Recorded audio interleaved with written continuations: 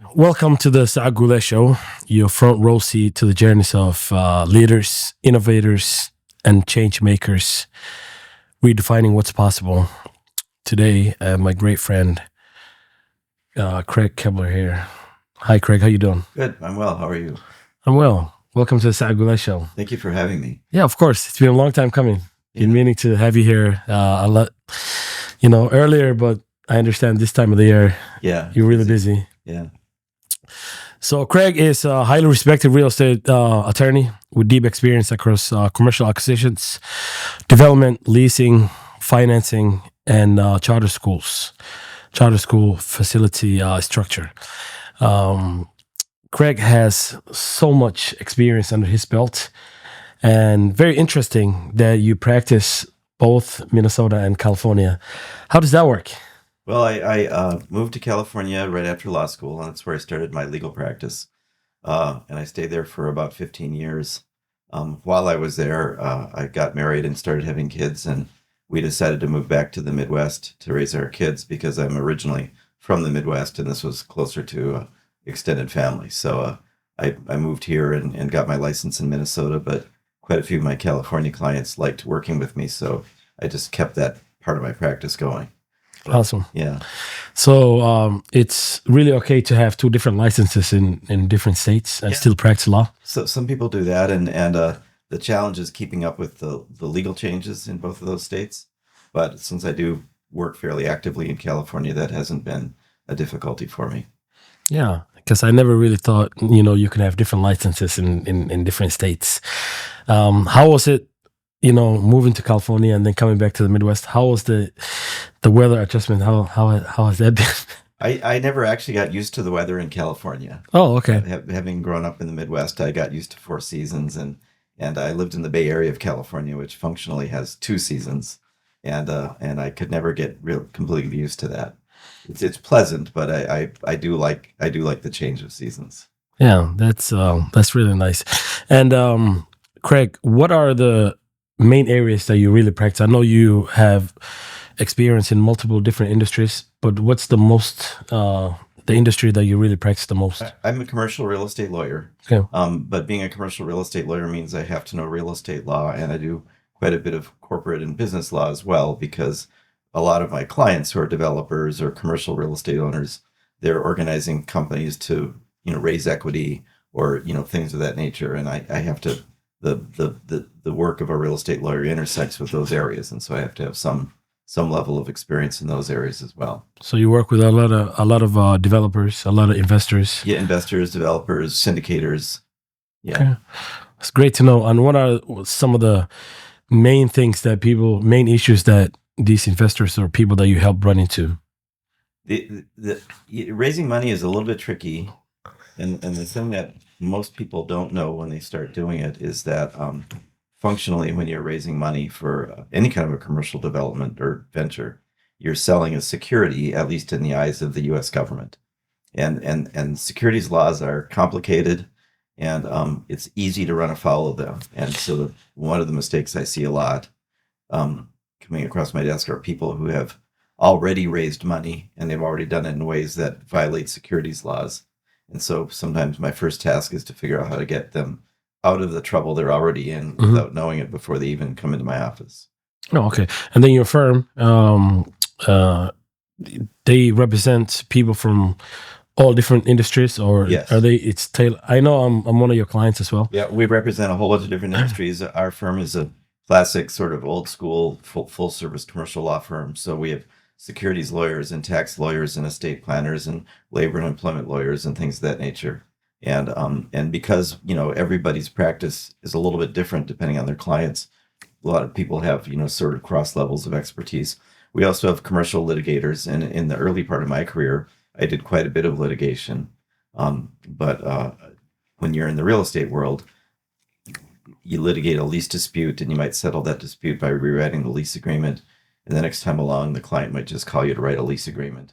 You litigate a buy-sell dispute, and you might settle it by revising the purchase agreement. And then the next time along, the client calls you to write a purchase agreement. So kind of organically in that way, a real estate practice sort of starts in litigation and then sort of morphs out of it and becomes primarily a transactional practice. And then when I moved from California to Minnesota, the civil procedure, the courtroom procedure in Minnesota was very different from California.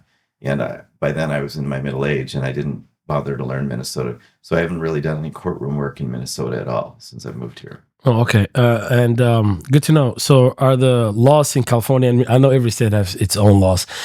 Which one is more complicated, Minnesota or California? California is very complicated. And the reason it's complicated is because it has a process by which it's very easy for citizens to get legislative initiatives on the ballot, voter initiatives. It's a low threshold. You don't need very many signatures.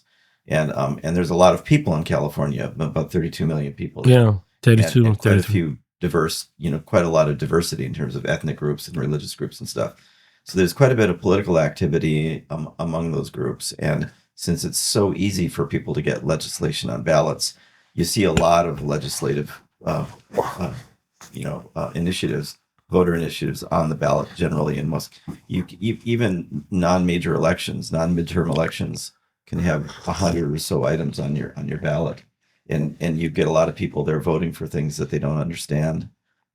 You sometimes find a circumstance in California where you can have 2 or 3 different statutes all governing the same topic, all in different areas of the California code. And then you have to have a bunch of cases trying to figure out how to apply. Sometimes the statutes are inconsistent with one another. And so then the courts have to figure out how to apply them. So California's legal landscape can be complicated for that reason. Yeah, and I would assume because of the magnitude of that state so big. I've always wondered. I know the difference between a lawyer and attorney. A lot of people don't. Do you really want to explain the difference between a lawyer and attorney? Well, I think people sometimes use lawyer when they talk about litigators. Attorneys are people who just practice, help people with legal problems. Like I say, I started out as a litigator myself. I think that in real estate law, in any commercial law, we learn to think paranoidically. We lawyers do. We worry about the worst case scenario. So when we're drafting commercial contracts and commercial agreements, a big piece of what we put in the agreements is what happens when things go wrong. And that's the one thing that people don't understand about commercial lawyers, transactional lawyers. Very little of a document is about what happens when everything goes right. Yes. In fact, if everything's going right, you can probably do most commercial transactions without any documentation at all. But when things go wrong, then people have disagreements about what the deal was. And there's a line from a song: "When money gets funny, people get funny," and that's why you create commercial contracts, right? So that there's agreements in advance about what you're going to do if things go wrong. And that's probably, like I say, at least 3/4 of what's in any commercial contract. And the other piece of it that I think a lot of people don't understand is that, like I mentioned, when you're doing a real estate transaction, if it involves investors and if it involves borrowers, there's a number of different disciplines that come into play. There's securities law, there's real estate law, there's corporate law. You have to know how they interrelate. So probably the biggest piece of what a person like me does is organize information. And that's really, I think that's the one thing people don't understand, is that our biggest job is to organize information so that we can figure out how it fits into that puzzle. Yes. It's great to know. Really appreciate you. And, one of the things that I've always tell people is, if you're a business owner, it's very essential that you have somebody that represents you. I mean, I've been really working with you for these past couple of years. Talk about the importance of having somebody like you for you to represent your clients as a business owner. Good advice early on can keep you from going in the wrong direction. Because if you start out in the wrong direction and then and your business becomes successful, so you have cash flow, you just start adding and adding and adding to the mistake. The size of the mistake can grow large. For sure. So any new business owner, I would say, get yourself a decent commercial lawyer and get yourself a decent accountant, because the accounting piece is always really important. Yeah. And get pointed in the right direction. I think most commercial lawyers, like me, for example, I always tell people I don't charge you to let you know whether I can help you. So a lot of commercial lawyers, which is different than family law or some of the other areas of law, but in commercial law, we realize that startups are tight on their cash flow. So I have a lot of chats. Probably every day I have at least one chat with somebody who's starting up a new business, just on my time, just to kind of help them get pointed in the right direction. My view is the long view, which is if I have a lot of people who can become successful, then over the long run, they'll use me for paid services too, right? I get happy, successful clients. So For sure. you can often get pointed in the right direction with a couple of chats with some good professionals, and then keep them in your life later on for when things get larger and you need actual real work. That's the main thing. And the biggest piece that people run afoul in my experience, has been the tax piece. People, fail to set themselves up for tax efficiency, or they fail to withhold their taxes, or in some other manner they fail to plan for the tax impact of a business. And that can add up very quickly, because if you start missing tax obligations, not only do the taxes add up, but then there's principal, or there's interest, and there's penalties, and potentially even criminal liability. Yeah. So, yeah. Yeah, no, a lot of people take that lightly because, and it could be, I wouldn't even say lightly, but it could be a common mistakes when you're a rookie, when you start a business. You don't understand how important tax and then, filing your quarterly, taxes. So that's why I always advise people, I'm not a lawyer, but that's why I always tell them, get yourself either accountant or a payroll company. Yeah. That really, because in my companies, I use third-party payroll companies that really fulfill all of those obligations against us. So that means, I'm saving a time from your office or giving you a call, So do you want to talk about how important and critical it is for business owners to file their taxes, to return their, employee taxes and all that good stuff? Yeah. I mean, even seasoned business. I was just talking to a client the other day who's a seasoned businessman. He's been in the real estate industry for many decades. Okay. And he has an LLC that owns a shopping center that he manages. And in addition to distributing his normal profit distributions to himself, he was to be paid a management fee. But for whatever reason, his accountant, who wasn't an experienced person in real estate, was accounting for the management fee as just part of his profit distribution. So he wasn't paying income tax on this. He wasn't paying FICA withholdings. Instead, he was paying his corporate level tax on it. And he didn't realize this was going on because he wasn't paying attention to his accounting records for more than 10 years. And now it's very, very late. Fixing it retroactively would mean revising all of those tax returns for the past years and paying penalties and interest and the result is that if he doesn't fix it, though, his capital accounts is out of balance with all the rest of his partners, and now the property is getting sold, and that means he's going to get less money than his percentage share, because his capital account has been accumulating all this extra distribution that should have been treated as management fee over the years, but wasn't.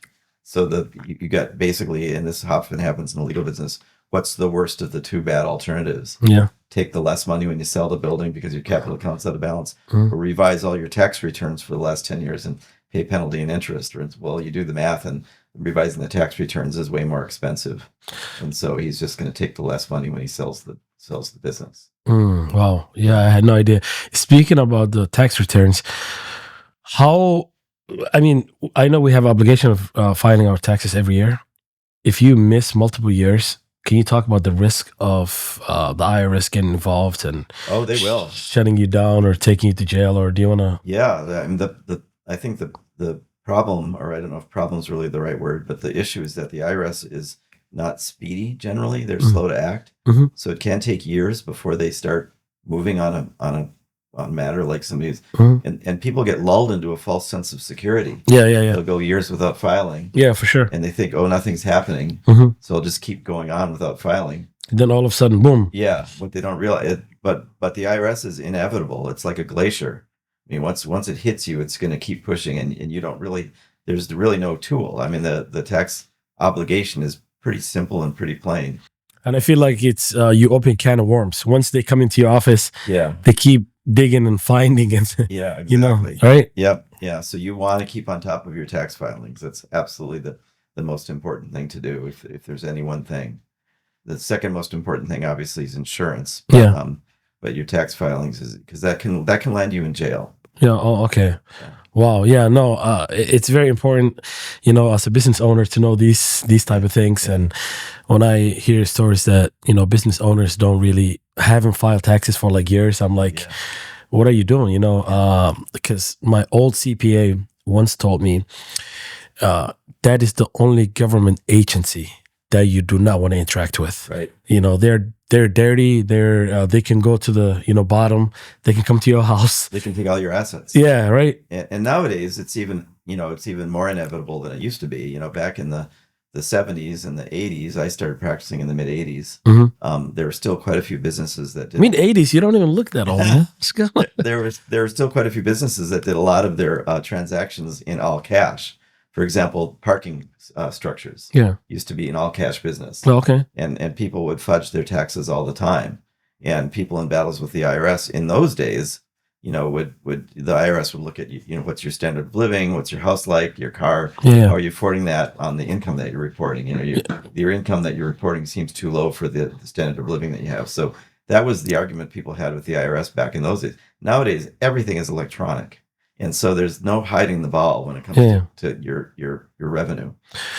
So how would that, for example, now if I'm a business owner that owns a restaurant, that takes a lot of cash, I mean, what would be the go around? Because if you just have to be, I think, trustworthy of just putting the right number out there in your documents, right? Yeah, I don't know really that there's many restaurants nowadays that take a lot of cash. There's some. But yeah, in cash transactions, if you're underreporting your income, like I say, I've seen instances where the IRS will post somebody, surreptitiously outside the restaurant for a period of months, watching the number of people coming and going, looking at the menu and doing the math. How much should they be earning? How much are they reporting? So they have a tab scene. Oh yeah, yeah. Wow. Yeah. I mean that's how it's done. And back, like I say, back in the old days when there was a lot more cash transactions. You'd see that happen a lot. And they have the resources to do that. That's why they seem slow. Yeah. Everything might seem quiet for a long time, but eventually they will catch up with you. And so they'll, if you've got 100 people coming in a night, but you're only reporting revenue that's consistent with 50 people coming in a night, they'll get you on. Yeah. Why it's not adding up? Yeah. Why is it not adding up? Plus the other end, how are you paying for this nice house if you're only earning this much income or whatever, right? Yeah. So. No, they know what they're doing, and that's why I really always tell people, don't mess with the agency. They're not really to be played with, because I did find that the hard way, when I started my business at a young age. I wasn't really perfect. I couldn't afford to have a attorney. I was doing everything by myself, and there was times that I was really late with taxes and stuff like that, and it really cost me. So speaking from experience, it really taught me, a great lesson. Yeah. There are ways to structure transactions that we call tax efficient. And so that's part of what we do as lawyers, is help people plan their transactions in a tax efficient manner. And that's totally legal. I mean, you should structure your transactions in a tax efficient manner. For sure. But that requires that you're filing, truthfully. Yeah, no, for sure. Let's get to leasing side of things. Okay. What is one common mistake that you've seen business owners make when they lease a building? I think the biggest mistake I see is they bite off more than they can chew. They lease a space that's too large, and they lease it for too many. They commit themselves to too many years. Okay. This is especially true for newer businesses because it's hard to predict in advance how much you're going to bring in revenue and how much you're going to grow. But landlords, the normal in the industry is that they want to predict that. And so they want to step up your rent gradually over time. And they want to put all that in the schedule. So, the earliest mistake that people make is not thinking about how much am I really committing myself to here? And do I really want to commit myself to that? I think that mistake is it's sometimes compounded by the way brokers work, because brokers don't think sometimes through the individual needs of the transaction. And so it's important, I think, to get yourself a good broker. For sure. Communicate early on. Yeah. This is what I'm looking for before you even start having talks with landlords, to make sure that your broker is looking out for your interests. And if you want to break your lease, for example, like a year early or stuff like that, it could really cost you to pay the remainder of the lease, correct? It's hard to do, yeah. Sometimes you're stuck trying to find a subtenant Mm-hmm. who will pay a part of what you pay, Mm-hmm. but that's not easy to do either if you don't have a long. So For sure. yeah, I've got a client right now who isn't happy with their lease. They've got a good problem. They're growing. They need a lot more space. Mm-hmm. The landlord doesn't have more space for them, Okay. and so they're looking for a bigger space elsewhere, and then they want to sublease their current space. Mm. They're big enough and strong enough. They've got a lot of revenue, and it's only about a 3 or 4 year overlap. Oh, okay. So they'll be able to weather it. It'll be fine. But again, if they had done a little bit more planning on that 5 years ago, Yeah. they could have probably not. A lot better, right? And in commercial leases, not a lot of people might know what common area fees are, because I usually see those. Yeah. And I've learned that as being a business owner these past couple of years. Do you want to explain? Because a lot of people think when you just lease a building, that's it. So all of these other fees that is in the lease. Do you want to? There's a lot of differences between commercial leasing and residential leasing, and that's one of them. I'll mention the other one though briefly. People think of residential leasing as one where the landlord's kind of responsible for everything and actually owes you a duty. Yeah. But the opposite is true in most commercial leasing. I mean, the landlord will maintain and manage the building, but you can't, for example, withhold your rent in a commercial lease if you think the landlord isn't fixing things properly, which is something that you can do in a lot of residential circumstances. They're almost totally different, worlds in terms of how the contractual environment works, and the common area maintenance surprises people a lot. So Yeah.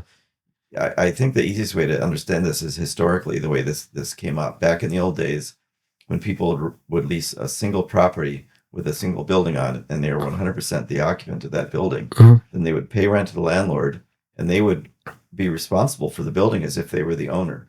So they'd fix the roof, they'd fix the HVAC, they'd fix the doors and windows, everything of that nature. We'll take that same concept, but chop that building in half and put 2 tenants in it. Well, okay, if you have 2 tenants in it, but they're both responsible for maintaining the building, somebody's got to manage that building. For sure. Normally it's the owner, the landlord who manages that building. So they fix the roof, and they charge each tenant 50% of the cost of fixing that roof. And they fix the doors, and they charge each tenant 50% of the cost of fixing that roof. We'll take that same concept and multiply it by a 10-floor building with 100 tenants in it. Well, it's a good add up. And that's where common area maintenance comes from. That's where the concept comes from, is everybody is treated as if they're the owner of their fractional share of the building. Yeah. And so you pay rent to occupy your space, but then you pay for your share of maintenance. And it can become really complicated in big shopping centers, like the Mall of America, for example. One of the common area charges is advertising, because the Mall of America does a lot of advertising to get people in. Yeah. And that's one of the fees that you pay for. So in the retail environment in particular, it can become really complicated. So you could be paying these common area maintenance fees and you don't even have any maintenance. So Right. you could think like it's a type of insurance, it's like an insurance. Yeah, you're paying for insurance, but you're not getting any accidents or anything like that. Yeah. Oh. So you should before you even start looking at a building, you should get a sense for what the common area maintenance is. And one of the ways you can do that is by chatting with other tenants in the building. Yeah, for sure. To see what they pay. Yeah. There are some environments, like I say, especially retail, where the common area maintenance fees can be more per square foot than the base rent. Yeah. No, I totally agree, because I've seen it. Yeah. These past couple of years, we've been to different buildings and stuff like that. And some buildings, like, for example, one of my offices, I'm like, wow, the common area fees are like so high, and it could add up, I know you work with charter schools as well. Yeah. Do you want to talk about that and how you get into, and what are some interesting things about charter schools? Yeah, I fell into the charter school world sort of by accident. Actually, I fell into the real estate world sort of by accident. I started out life thinking I was going to be a civil rights litigator and suing the man. And I moved to Berkeley, California, and I hooked up with some old hippies there who were, suing landlords for wrongful evictions and organizing tenant unions and things of that nature. And we sued some owners of a residential hotel, slumlords, on behalf of the residents of that residential hotel, which was about 20, I think, or so residents of that residential. And these are awful places. I mean, they're filled with rats and cockroaches. Most of the people are drug addicted who live there. We got a judgment against the landlord for several $1 million for not repairing things. So you can sue a landlord if there are cockroaches and rats and all of that? California, you can. Okay. How about in Minnesota? It's not as strong of a tenant environment in Minnesota. Oh, okay. But we got this judgment, and the property owners just sort of threw up their hands and said, "Okay, we're done. We don't want this. It's a terrible property. You can take your judgment, levy it against the building, and now you own the building." So suddenly we found ourselves with 20 drug addicts collectively owning a residential hotel. Wow. What are we gonna do, right? Yeah. And nobody Very knew. interesting. So somebody had to figure out how to set up a co-op so that the hotel could be owned and operated and managed. And I'm the one who figured that out. Oh. And I found that I had kind of an affinity for real estate law in that way. And then I got myself, through that process, I got myself a job at a good commercial law firm in the financial district of San Francisco doing real estate law. That just sort of fell into by accident. And the same thing with charter schools. I had a dispute over a construction project. And I won't bore you with the details of it, but it had some engineering miscalculations, and there were a lot more, several $100,000 of more expenses for the HVAC system than people anticipated. And so the architect was, naming the engineer, and the engineer was naming the contractor, and contractor was naming the owner, who was naming the architect, right? And the owner is basically, "Hey, you guys are my team. You're supposed to build me the building," and it's everybody kind Very of complicated. Yeah, and we settled the case at a mediation. And the owner of that building was the operator of a charter school. And I started talking to him. Mediations are long and slow. And we kind of hit it off. And they had a finance transaction coming up. So I represented them in they were refinancing the facility. As a result of the settlement, they were able to refinance the facility. And I, found out about charter schools. I had kids at the time who were probably in the 4th and 5th and 6th grade. I didn't know anything about charter schools at the time, nothing about it. And it just was interesting to me. And I met a couple of other people in the charter school world, and it just kind of grew. And now that's probably about half of what I do. Oh, so you have a lot of charter school clients in your... I have about 80 or so. 80? Yeah. All in Minnesota? Yeah. Wow. Yeah. Wow. And 80 is a lot. I didn't realize it was 80. And it's an interesting world. Like I mentioned to you before, you have to understand, when you're a lawyer, the interrelationship between various areas of the law. And in the charter school world, in addition to knowing real estate law and securities law and tax law, you also have to know federal tax exemption. You have to know state property tax exemption, and they don't actually overlap very well in Minnesota. And you have to know nonprofit governance. Charter schools are subject to the open meeting law and the public data law, so you have to understand that. And all those pieces have to fit together whenever you do a transaction for them, because it's, they're heavily regulated, charter schools are, and there's a lot of oversight by the Department of Education and by the Attorney General, by the IRS. And so you have to make sure that you're satisfying all these various oversight agencies and making sure that you're staying within the rules, and the rules aren't necessarily consistent with one another.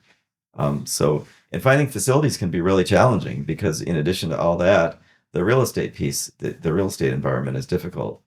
Schools, every real estate use is subject to zoning laws, right?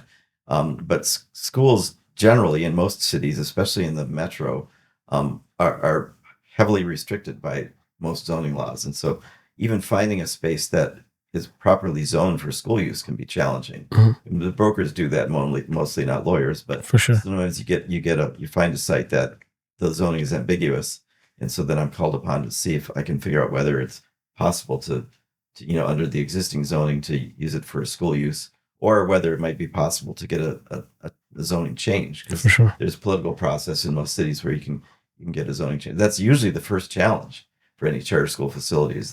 So then the next level of challenge that a lot of people don't realize is that there's different kinds of certificates of occupancy for different kinds of property. Yes. It has to do with the building codes that apply. So the building codes that allow you to occupy a residence are different than the building codes that would allow you to occupy this building, for example, because a building like this needs to have a fire sprinkler system in it, which for sure most residences wouldn't be required.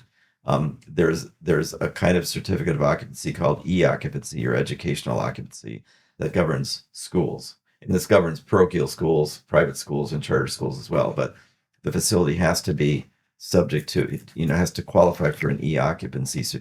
So even if you find a space that looks like it might work for a school, has enough rooms and has enough space, it might not work. might not work because you don't have the e-occupancy. Mm. And without the e-occupancy, you're not allowed to occupy and use it as a school. Wow. Yeah. Great feedback. I had a school client not long ago who occupied a space that was built out as an educational space as part of a church. Mm. And you see that a lot. A lot of charter schools occupy educational spaces that are part of a church. And in many cases, those spaces were used previously by the church for parochial or private schools. Yeah. And they do have e-occupancy. But in this case, it was fairly new construction out in a distant ring of the suburbs. And the space did not have e-occupancy. Mm. So it became a problem. The city realized that a charter school was occupying the space in the middle of a school year. Yeah. Said, we're going to make you move out unless you come up with a plan to bring this in. It was expensive, you had to be retrofitted for the sprinklering system. It's primarily about sprinklering. Yeah, which can cost like... And it's more robust. They have to have more sprinkling when you've got kids in the building. For sure. Yeah. And do you, I know you work primarily charter schools. Do you, what is so special about charter schools? What's the difference between charter school, public school, and private school? I know the difference because I work with them, but a lot of people might not know. Yep, most people don't know. Yeah. Charter schools are public schools.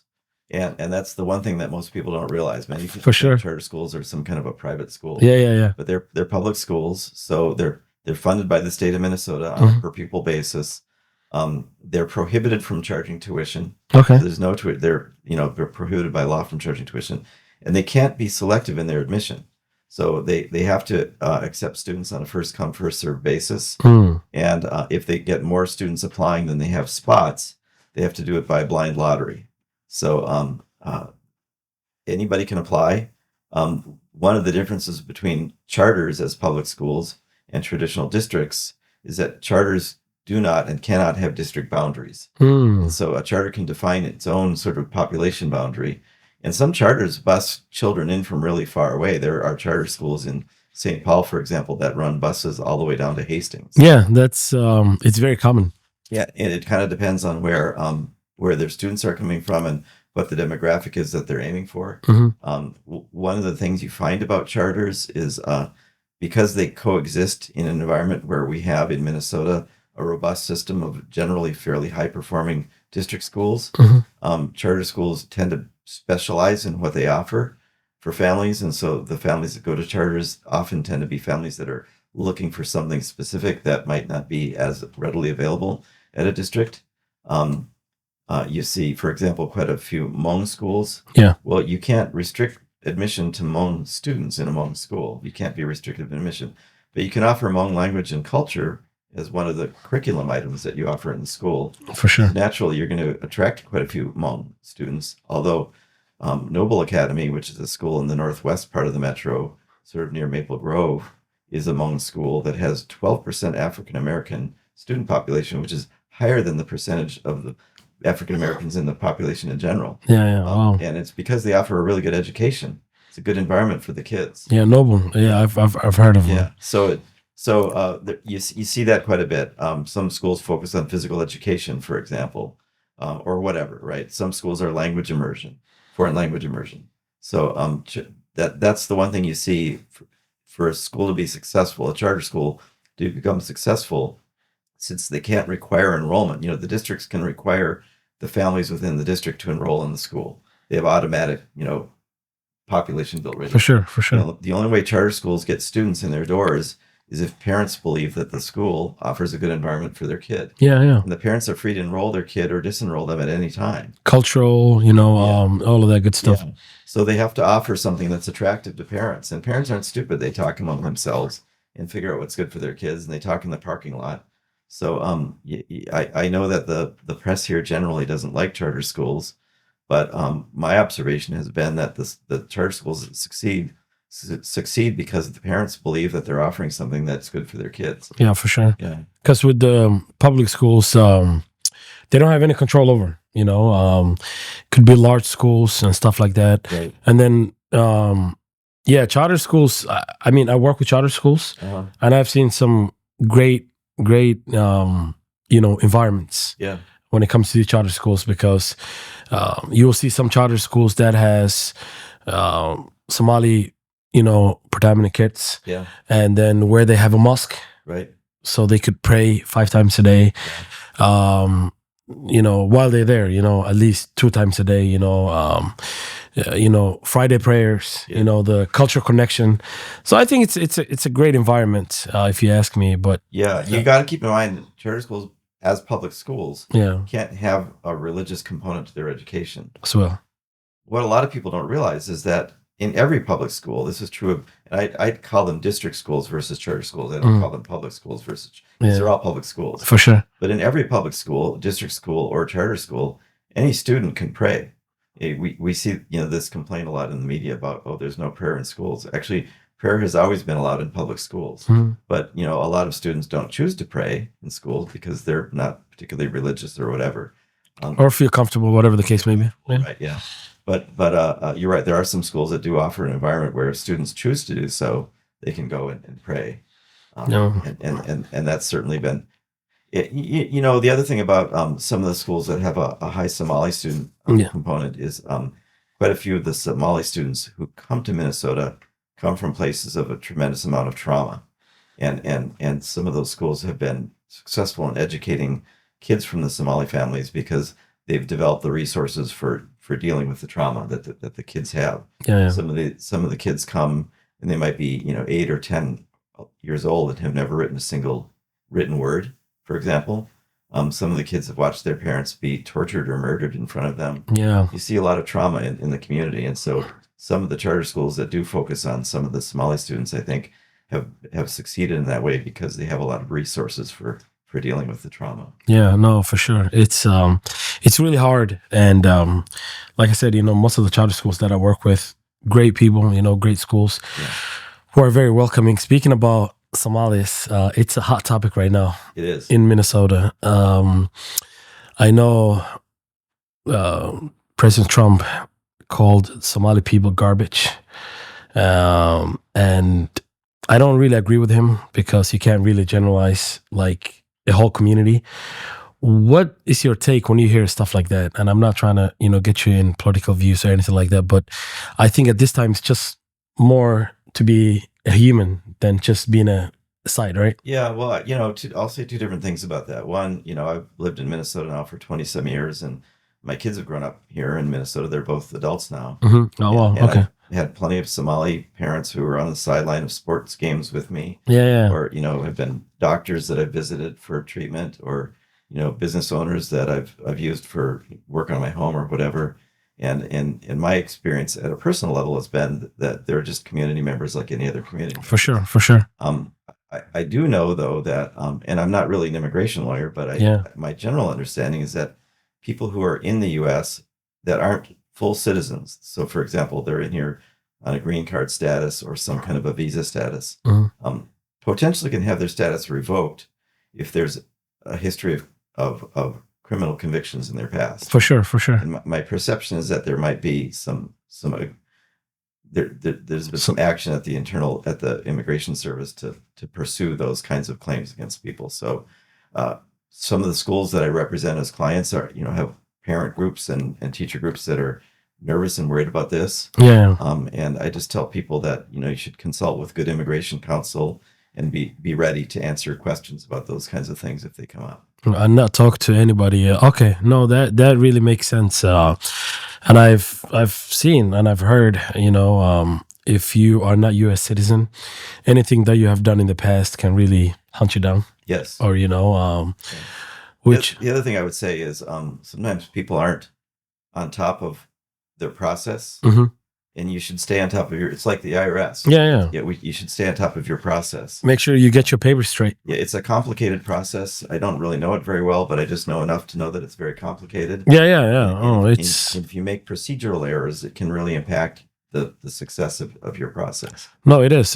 Because I mean, I'm from Somalia, and I do have, family members. I do have friends who really went through this process, and it's like a maintenance. You have to really, be on top of it. You can't really just apply for a green card or, a passport and just forget about it. You have to know the process and should have a great immigration lawyer, like you said, because right now what I'm hearing is the president sent over 200 ICE agents Yeah. in the Twin Cities, and it's kind of sad that I have to carry my passport. As U.S. citizen, I have never thought that I would, carry my passport to protect my life and tell the U.S. government that, hey, I don't want to go to jail. I'm a U.S. citizen. So things are really getting, scary. But hopefully, what can you do? Is just hoping for better days. Yeah.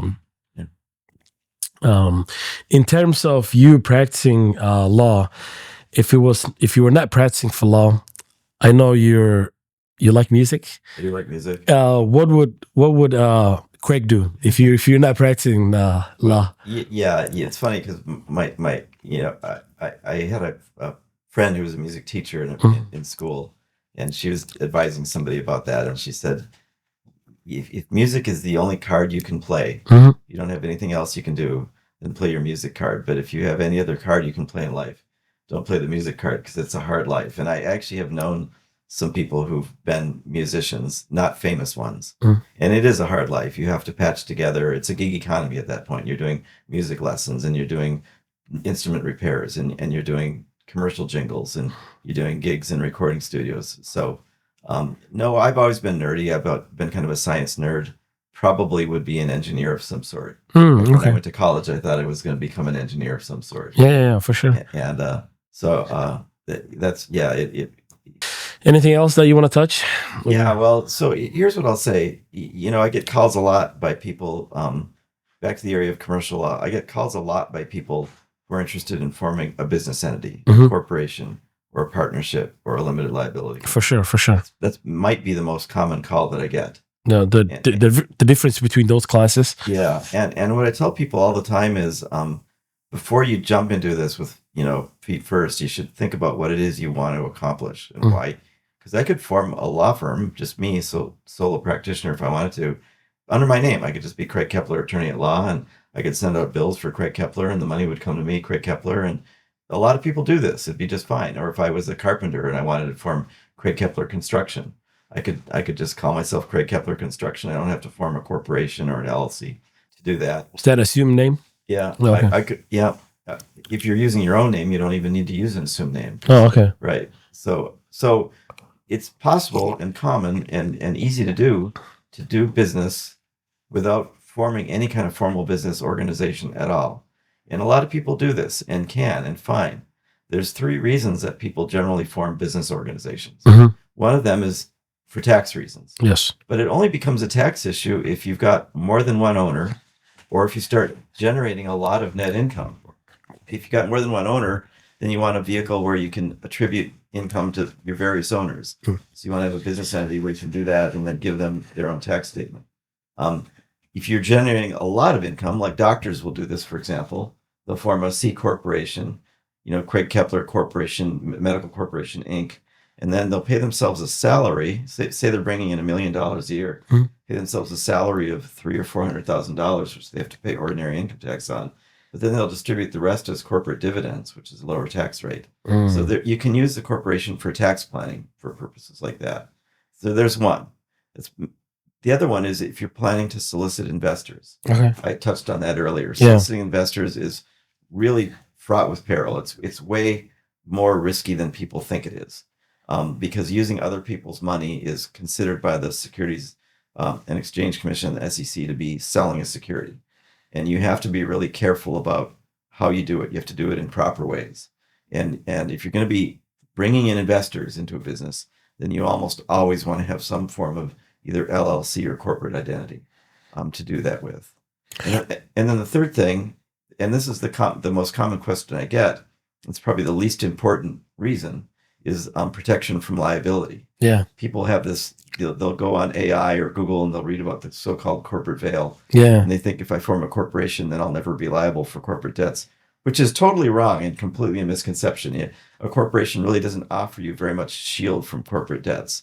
The biggest protection and best protection you get from liability is insurance, lots of good insurance. So the reason I say it that way in that order is because the most common call I get is, I want to form a corporation because I understand it's going to protect me from liability. And I'm like, no, in most cases it's not, because in most cases, your liability is going to be the debt, the bank loan you borrow. Mhm. If you take a bank loan, they're going to make you guarantee it personally. Yeah, So, personal guarantor. so your Yeah. corporation is not going to shield you from that liability. The other form of liability you see a lot is personal injury, slip and falls, or auto accidents, or something like that. And again, that's not going to shield you from liability because a human, is negligent. For And sure. a personal injury lawyer is going to sue every human they can find who's associated with the accident to try to prove the negligence, right? So you need good insurance for that. Yeah. The third kind of liability is just ordinary trade debt. But and yes, you are immune from liability for ordinary trade debt of a corporation. But if you're engaging in ordinary trade debt, the people who are doing that business with you are going to make sure that you've got the financial wherewithal. So there's hardly ever any liability for ordinary trade debt. So yes, you're shielded from that liability, but it almost never comes up. The problematic areas of liability are your slip and fall, your personal injury, Mhm. or your business loan, which you're already personally guaranteeing anyways. For sure. So that you can't really look to the corporate entity as a way of shielding you from liability as a general matter. Really, that's about insurance primarily. No, that's a great analogy, and I really appreciate you because a lot of people run into the LLC side of things. LLC is a convenient organization form. Mm. It's easy to do. It's inexpensive to form, and it's relatively easy to manage. Mhm. And that's the last thing I was going to say about the business. What are the main advantages of LLC? Yeah, well, it works like a corporation for purposes of liability. Mhm. It can work like a corporation for purposes of distributing proceeds. Okay. So it can be corporation-like in that regard without having to be formally a corporation. So it's less expensive and more informal. But it can also work. It's flexible. It can work like a partnership for purposes of proceeds and taxes as well. And so it gives you a lot of flexibility in that regard. It's like I say, it's easy to form. And the other thing I'll mention about corporate entities is this: if you decide you're going to form one, then every year you've got responsibilities for filing with the IRS, Mhm. with the Secretary of State, with the Attorney General, and renewing that organization. And Yeah. so it's useless forming one unless you're ready to undertake all those obligations every year and make sure you keep up on it. Because if you miss those kinds of filings, Yeah. then your organization is going to be dissolved automatically by the government, and then it's not going to do you any good anyway. So For sure. there's, forming an organization is great. It's a tool. You should understand whether you want that tool or not. If you're going to be hammering nails, you don't want a screwdriver. Mhm. If you're turning screws, you don't want a hammer, right? For sure. Same thing with a corporate entity, right? But if you're going to form one, then you've got to be ready to follow through with it every year as long as it's in operation. Yeah. Because if you don't do that, then it's going to get dissolved. No, that's great. And I know most people don't understand if you own an LLC and you don't choose to be as an S corp, does that mean that when you're filing your taxes every year, you'll do something called Schedule C? So do you want to really educate those people who don't know how that works? Yeah. So being taxed as a partnership versus being taxed as a corporation. Mhm. And if you're taxed as a corporation, that means the corporation itself pays tax on the revenue.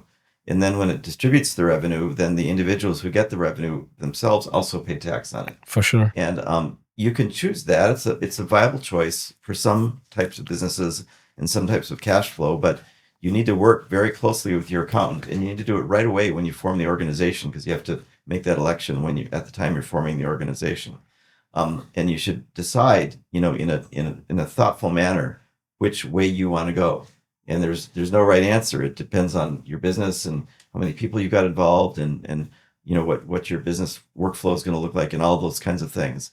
That's an accountant issue more than a lawyer issue. For sure. And you should work with your No, I thought we should touch that since we were in that subject. It is important to make that decision early on. I will say this: you can change your corporate level to become more formal. So you can go from a partnership to an LLC. Mhm. You can go from an S corp type LLC to a C corp. You can then move to a full C corporation. Moving up is easy. Moving down is hard. And so if you form a C corporation right away, but then you regret it later on because it's too expensive and too much accounting, and you don't want to file a separate tax return. Yeah. Moving down is a liquidation event, and so you owe a lot of tax on that liquidation event. So do not move up to the more formal level unless you're sure that's what you want to do. Exactly. Because you're kind of stuck there once you're there. So it's all about planning in the beginning. Planning at the beginning. Yeah, for sure. Yeah. Craig, my friend, thank you so much. It's been great catching up with you. Yeah. Any plans for before the New Year's? Any traveling? Anything? No, my kids will be coming into town, so we'll just be getting ready for that. Awesome. Yeah. Awesome. Well, it's great catching up with you.